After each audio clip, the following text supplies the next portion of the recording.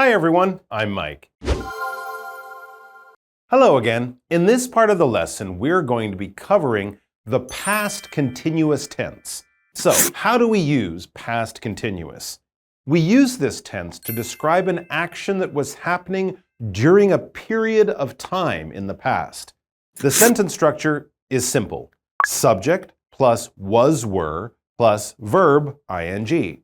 So first, let's look at an example using the present actions. It is 7 o'clock now. Christy is at home. She is listening to music. Now let's talk about the simple past. This afternoon, her piano lesson began at 3 o'clock. She was playing the piano at 3 o'clock.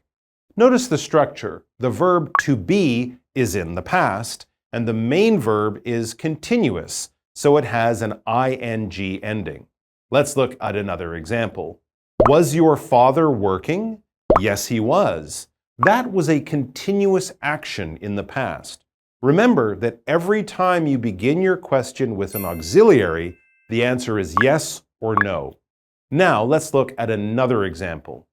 What were you doing at 9 o'clock last night? So the question is about an action in the past, right?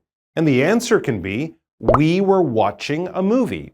Again, notice the verb to be in the past, were, and the main verb with an ing ending, watching.